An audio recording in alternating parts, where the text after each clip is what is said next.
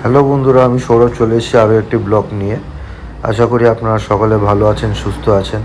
আমিও খুব ভালো আছি, সুস্থ আছি। অনেক দিন বাদে ব্লগটা নিয়ে আসলাম। আপনারা তো আমার রান্নার এই ভিডিওগুলো প্রায় দেখেন। আসলে আমি ব্যবসা করি, তো ব্যবসার জন্য কাজেই ব্যস্ত থাকি বলে আমার দৈনন্দিন ব্লগটা দেওয়া হয় না। তবে রান্নাবান্না যেটা করি সেটাই ব্লগের মাধ্যমে দিয়ে থাকি। যাই হোক, আজকে সকালবেলা উঠে প্রথমে এত জোর খিদে পেলো, ম্যাগি এনে ম্যাগি করে খেলাম। ম্যাগিটা আমি একটু ফ্রাই করে খেতে ভালোবাসি, আমার খুব ভালো লাগে। সুপি ম্যাগি খাওয়ার থেকে আমার এরকম ফ্রাই করে খেতে খুব ভালো লাগে, ডিম ফিম দিয়ে, একটু কাঁচা লঙ্কা দিয়ে। সকালবেলা ব্রেকফাস্ট শেষে চলে গিয়েছিলাম, একবার অফিসে গিয়েছিলাম। তারপরে অফিস থেকে একটু ফাঁক পেয়ে তারপরে এসেছিলাম আমার শোরুমে। আমার গাড়িটা সার্ভিস করাতে হবে। 1 বছরের পুরনো গাড়িটার যা অবস্থা করে ফেলেছে 1 বছরের মধ্যে, মানে অবস্থা পুরো খারাপ। একদম নতুন গাড়ি আমার, কিন্তু তাও অবস্থা দেখে মনে হবে অনেক পুরনো গাড়ি। যাই হোক, গাড়িটা সার্ভিসিং করাতে নিয়ে এসেছি। গত বছর ফেব্রুয়ারি মাসের দিকে কিনেছিলাম গাড়িটা। এই গাড়িটা কেনার পর একটা গল্প আছে বন্ধুরা, কারণ আমি এই গাড়িটা যখন কিনি তখন আমি বাড়িতে জানি না। যাই হোক, এখন আমার গাড়িটা এখানে রেজিস্ট্রেশন হচ্ছিল, কারণ আমি আগে গাড়িটার যে নিয়ে আসবো তার জন্য কোনো অ্যাপয়েন্টমেন্ট নিয়ে আসিনি। তার জন্য এখন এখানে অ্যাপয়েন্টমেন্ট করে নিচ্ছিলাম যে গাড়ি সার্ভিস হবে, কারণ সার্ভিস সেন্টারে আজকে ছেলেপেলেরা অনেক কম দেখছিলাম। তাই আমার গাড়িটা একটু আজকে হয়তো রেখে যেতে হতে পারে, পরে এসে নিয়ে যেতে হবে। মানে সাথে সাথে সার্ভিস করে দেবে না, বিকেলের দিকে দেবে। তো যেটা নিয়ে বলছিলাম, গাড়িটা নেওয়ার পরে ফ্যামিলির কাউকে আমি জানাইনি, কারণ আমার বাবা একদম পছন্দ করে না, এই বাইকটা একদমই পছন্দ করে না। তার জন্য আমি এতদিন জানাইও নি। এই 1 মাস হলো বাবা জানতে পেরেছে, তাতেও রাগারাগি করছিল। তো যাই হোক, গাড়িটা আমার দরকার ছিল আসলে এদিক ওদিক যাওয়ার জন্য। আসলে বাবা মাদেরকেও দোষ দিয়ে লাভ নেই, কারণ বাইকের আজকাল যা অ্যাক্সিডেন্ট দেখছে তারাও পছন্দ করে না এই বাইক। আর আমার বাবা বরাবরই এই বাইক একদমই পছন্দ করে না। যাই হোক, আমি আস্তে আস্তেই গাড়ি চালাই, আমি অত জোরে গাড়ি চালাইও না।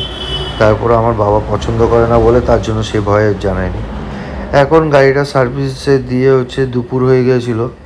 তো আমি একটু হেঁটে হেঁটে এখানে সাইডেই কোনো একটা জায়গায় ওয়েট করার জন্য যাচ্ছিলাম পাশেই, এখানে একটু চা ফা খাবো বলে। গাড়ি পেতে পেতে বন্ধুরা আমাদের প্রায় বিকেল তখন 5টা 5:30 বেজে গেছিলো। দেখুন, গাড়িটা একদম নতুন হয়ে গেছে, যেন সবে শোরুম থেকে বার করে নিয়ে এসেছি। কী ছিল আর কী হলো। তো গাড়িটা নিয়ে এসেছি বাড়িতে। তারপরে এখন আবার আমার ছোটো ভাই বলছিল যে কিছু খাওয়া দাওয়া করবে। তো আমারও খিদে পাচ্ছিলো, কারণ আজকে দুপুরেও খাওয়া দাওয়া করিনি। তো ছোটো ভাইকে নিয়ে আমি সহ বেরিয়ে গেছিলাম একটু খাওয়া দাওয়া করতে। পাশে আমাদের একটা চায়না কাকার রেস্টুরেন্ট আছে, তো সেখানেই হালকা পাতলা খাবো বলে আমরা এখন চলে যাচ্ছিলাম এখানে আমার ওই ভাইটাকে নিয়ে সাথে করে। তারপর বন্ধুরা আমরা চলে এসেছিলাম সেই চায়না কাকার রেস্টুরেন্টটা। এটা একটা ছোট রেস্টুরেন্ট, এটা অনেকটা ছোট রেস্টুরেন্ট ছিল। প্রথম থেকে যখন স্টার্ট হয়েছিল চায়না কাকার একটা স্টল থেকে, ওখান থেকে আমরা কাস্টমার, তখন থেকে আমরা খাই। আর তার খাবারগুলো খুবই ভালো হয়, কোয়ান্টিটিও খুব ভালো হয়, অনেকটাই কোয়ান্টিটি দেয়। তো আমি আর টুন্না মিলে চলে এসেছিলাম খেতে, কারণ আমাদের দুজনেরই খুব খিদে পেয়ে গেছিলো। আর আমি তো সেই গাড়ি সার্ভিসিংয়ের জন্য তো দুপুরবেলা কিছু খাইনি। তো ফার্স্টে নিয়ে নেওয়া হয়েছিল একটা প্যান ফ্রাইড মোমোটা খেতে খুবই দারুণ ছিল। তারপরে চলে আসলো আমাদের মিক্স হাক্কা নুডলস, মিক্স রাইস আর সেজওয়ান চিকেন।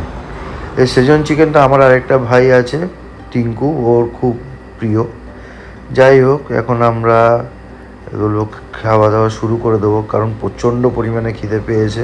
সারাদিন তো আমি না খেয়েছিলাম তার জন্য।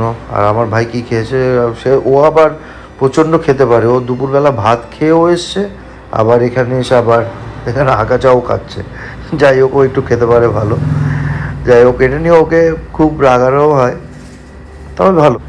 তবে হ্যাঁ, ওর একটা ভালো গুণ আছে, ও যতই খাক না কেন ও কিন্তু কোনো খাবার নষ্ট করে না। এটা খুবই ভালো লাগে যে ও খেতেও যেমন পারে কিন্তু খাবারটাও নষ্ট করে না। অনেকে আছে খেতে পারলেও কিন্তু খাবার নষ্ট করে, চোখের খিদেতে খেয়ে নিয়ে নিলাম খাবারটা নষ্ট করে।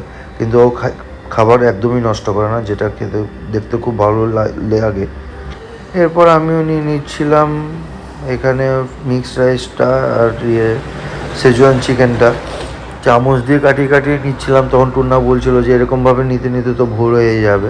যাই হোক, প্রচণ্ড গরম ছিল, ভিডিওর কারণে এরকমভাবে নিয়েছি। এরপরে পুরো আলাদাভাবেই নেওয়া হয়েছে। খাবার দাবার যথেষ্ট পরিমাণে ভালো ছিল, বেশি কোয়ান্টিটিতেই ছিল। আমি তো পুরোটা খেতেও পারিনি শেষে অবধি। যাই হোক বন্ধুরা, দেখা হবে অন্য আরেকটি ব্লগে। ততদিন অবধি ভালো থাকবেন, সুস্থ থাকবেন আর আমার জন্য আশীর্বাদ করবেন। ধন্যবাদ।